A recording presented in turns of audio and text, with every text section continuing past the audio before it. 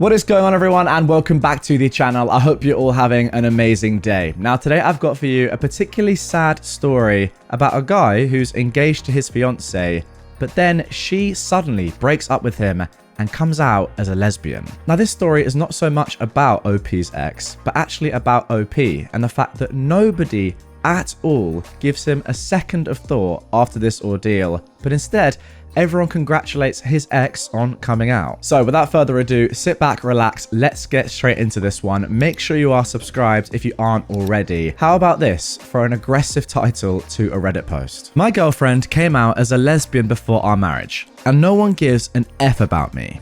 You know what? F you all. This was originally posted on March the 13th, 2024. Me and my ex, Dana, have been together for 7 years, and I knew that she was bisexual from the beginning, and she openly told me about her past relationships with girls. But I never cared, because it wasn't a problem at all.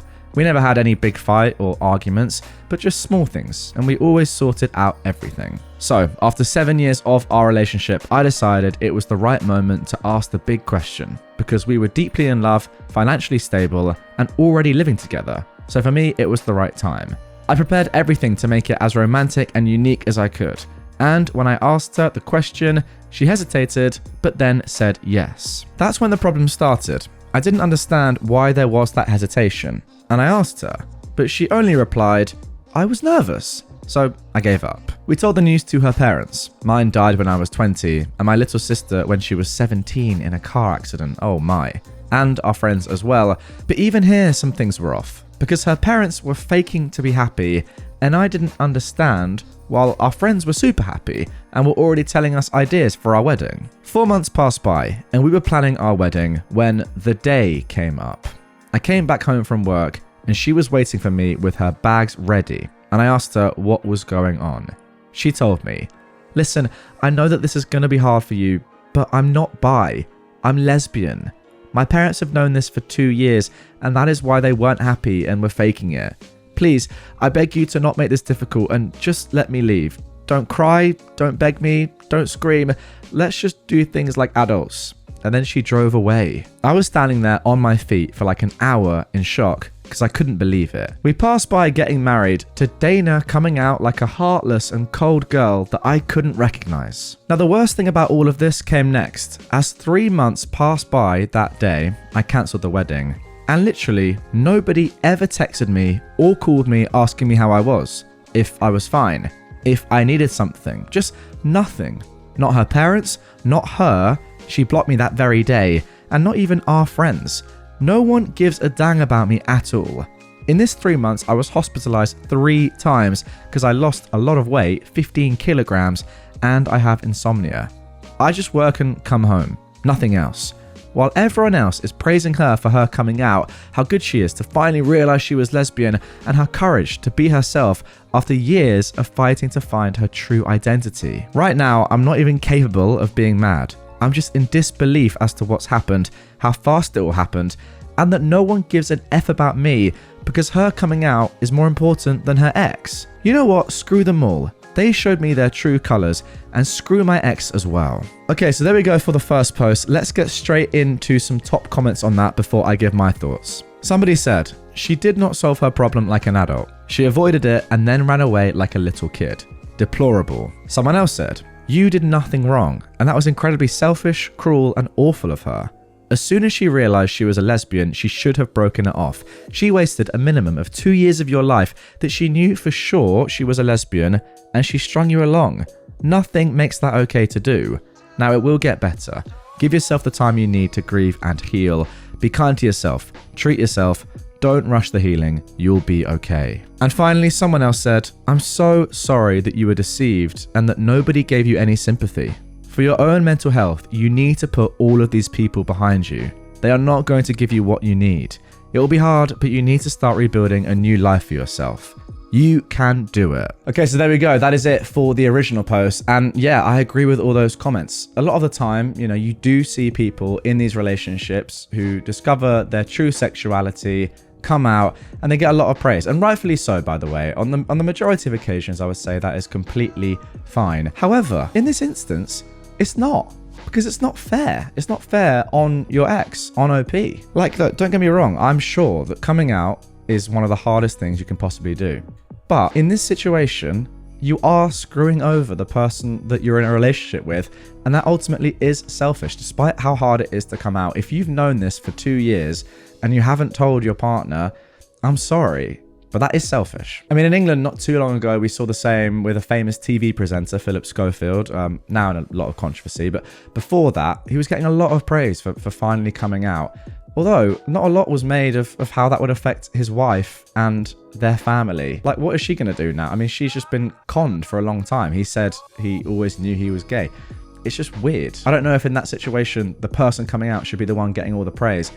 Definitely not, realistically. Anyway, there is of course more to this story. Let's get into the first update posted just a couple of days after the original. So here we go again, like in GTA San Andreas. But this time, it's more painful and shocking at the same time, because today and yesterday night, a lot happened. Like some of you guys said, some of my ex-friends saw my post on TikTok, and the absolute mess started, and it's still going on right now. This ex-friend, I'll call him Paul, reached out to me and basically told me that he saw the post and knew that it was me, because I used my ex's real name, Dana, and was shocked to know what really happened. Because apparently, Dana told my ex-friends that she came out to me as a lesbian, and I tried to lay hands on her, and I threatened her, and she told them to not contact me again. They all believed her, but then when they all saw my post, they started pressuring her to ask if my post was saying the truth or not, and she admitted the lie. Since Paul's text, I've received a ton of texts and calls from everyone asking me how I am, if I'm fine. They're sorry for believing Dana and not texting me first, and apologies. But then there's the real issue. Dana. She texted me asking to forgive her, that she was sorry for how bad she treated me, and admitting that she invented this all because she was afraid to lose friends. And unfortunately, that's not all, because I got a text from her girlfriend, Mary, and basically she told me that she is sorry for Dana's behaviour and for what she did, and, now here comes the issue, that she's known Dana for a year, and she never told her about me, but always talked to her about me like a roommate. So she was thinking of leaving Dana. Now comes my part, because I made a new group, including them all, even Dana and Mary, and I told them that I'm not changing my mind about forgiving them. I was actually thinking to sue Dana. This is actually partially true, because I'm not sure if I'm doing that or not. And if they, my ex-friends, were decent humans, they would have texted me asking me if I was out of my mind to lay hands on Dana, or just insulted me via text if they really cared about me. Then I added some personal things about Dana and blocked them all. Yes, I agree with that. Even if Dana had said, don't message him ever again, surely you still would, right? Surely. My blocking method isn't working because they're continuing to harass me with texts and calls from other numbers, and even making other people call and text me. Crazy stuff is happening, and I really still can't believe at all that this mess is going on. I'm thinking it's all a nightmare and I need to wake up, but unfortunately, it's all freaking true. Then the other thing is that finally I saw a therapist today, a few hours ago. And I don't like to admit it, but I cried a lot. Because for her, the therapist, I never worked on my parents' and my sister's death, and then this thing with my ex added to it, making me explode. It's going to be a very long journey, and I hope to reach a point. I already had the number of the therapist there on my table in the kitchen, but I never called. This time I did. Hopefully it's going to help. So this is all. I hope to update you, not so quickly, but when I feel better. Again, thank you, and hopefully I will update you in better times. All right, someone commented underneath this. Normal people break up with their partner and tell everyone about it and why, then move on. But Dana ghosts her boyfriend and lies just because she was scared. Honestly, I would definitely sue for defamation, man. You have the evidence, and I don't think it could go wrong. What do her parents think? OP replies, I forgot to write this little part, but the quick resume is that I never had a good relationship with them, so we never got along well. They always said that I wasn't the right guy for their daughter, so I never really cared about them. But this time, they asked me to think wisely and to not sue Dana because she was afraid, and they even justified her actions. That's all. And in fact, I wasn't surprised about their reaction to the news of marrying her. Someone else said, dang, you were absolutely correct calling the ex-friends out, because yeah, any good friend would have called you out on problematic behavior, or at least been like, dude, what were you thinking exactly? Also, there's no shame in crying. Good luck on your healing journey, and those folks can kick rocks. Also, I would create a template response for when folks message you and just copy paste it.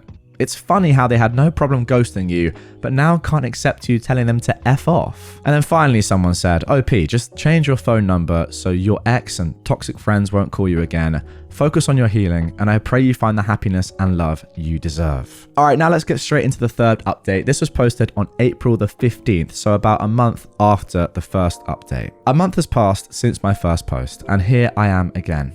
I know that I promised to be here again when things would be better, and I hope for that very much. But unfortunately, my life isn't better at all, and things are going worse than I expected. I'm going to talk in the same way how I talk with my therapist, because you guys are a little bit like my therapist. Now, you know I'm not an expert of therapy and these things, and I hope that in a short time things would change and I'd feel better, but it's more difficult and longer than I expected and imagined. I'm crying every day about everything that's happened to me, about my parents and my little sister's premature death, what happened with Dana and how my friends betrayed me so easily like I was just a random guy. The worst thing is about Dana. After my parents' death, I put all my attention and importance on her. She was like my promise to have a new family and start a new life together and be again a family. In all these years, I tried my best to make her feel loved, happy and cared for. What maybe doesn't transpire from my older posts is how much I loved her and how much I cared about her, because Dana was the only person in this world that knew me 100%, and she was for real my soft spot. After my retirement from the army, she was the one that saw the real me after those years of risking my life. I still have some trauma, but I'm working even on that from that time. And then when I saw Dana, I knew it was love at first sight. So yeah, call me naive, I still believe in the fairy tales, but I really thought that she was the one for me, and that she could finally give me my dream of having a family that I lost. The worst and most difficult thing in this month was to finally change my number and start again. I mean, I thought many times to call her, text her, and even see her again, because despite all this mess, I still somehow care and love her. But then I think again at how poorly and badly she treated me, and I changed my mind. But her presence is still very present there in my mind. I still miss those little things that we did together. I miss her being messy and a little goofy around me and my house. I miss her touch. Coming back from work and just seeing her was like all my stress and bad emotions were gone in a second. But apart from this, a few good things have happened in this month, because I got the promotion that I really crave for, even if I got it in the worst moment of my life. And my boss gave me 3 weeks of forced vacation because he's worried about my mental health and how I work day and night without doing anything else. My therapist told me to take a few weeks of vacation also to clarify my thoughts. I'm also looking for another house near my work because my actual house isn't a positive environment, my therapist's words, and because I need a drastic change. So this is what things are like, and unfortunately I do still have unalive thoughts, but I'm working on them even if, again, it's going to take time. So that's everything. I don't think I'm going to post anything else from now on because I don't have anything else to say, fortunately, about my situation. But thank you all for your support and private messages. So people, thank you all, and hopefully even this period of my life will pass without creating too much damage. P.S. My ex-friends never contacted me again, and Dana didn't either. So I don't know anything about what is going on between them, and sincerely, I don't care. Well, maybe. Now we do actually have one more update to come, which is extremely interesting, but before we get into that, let's get into some comments from other Redditors. Someone said, "Hey bud, I wish you well. I can only sympathize with your situation. However, from what I've seen on Reddit and the updates people give out, we see that people do find their happiness someday. Being low is something that every person has to feel, and I guess it's a way to learn. Count it as a failure if you will. But then maybe as a person looking from an outside perspective, all I can see is new opportunities. If I were in your position, I would be hurt as much as you. But what I learned from my experience in failures over the time of my existence is that you may look back and think, what a fuss I made of my life over this. Hang in there and good luck." Can't say I fully agree with that one because I do think that OP has gone through an unbelievable amount that the majority of us reading and listening to this story right now will probably never understand and be able to empathize with. However, yeah, the general point I can kind of get behind. Someone else said, "I'm sorry this happened to you. I actually had something similar myself. I unfortunately walked in on my ex-husband going at it on my best guy friend. I was crushed. I thought I would die. It took about a year to work past it for me. I did a lot of self-work. I went to school, I got a degree, I dated several people, and eventually found my current husband. We've been married for 12 years, and we have 3 kids now. I too lost nearly all of my friends. It was challenging being alone, but I made it. Both of my parents have been gone for many years, so I did go it alone. I took counselling, and I just kept looking forward to the day I felt better. I know this hurts. I know you miss her, but it will get better with time. Keep working on yourself. Find new hobbies and work on personal improvements. Throw out anything that was hers. She is essentially dead to you until you are healthy enough to confront her. You can message me if you need to vent.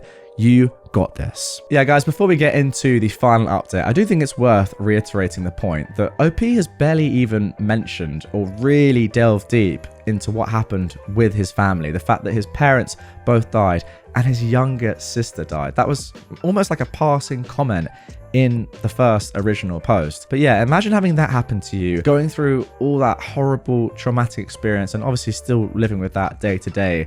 But then finding someone that you saw light in, you saw hope in, you thought, okay, all this terrible stuff has happened to me, but at least I can see a positive future now with this person and have my own family going forward in the future. And then you're hit with this and the sense of betrayal.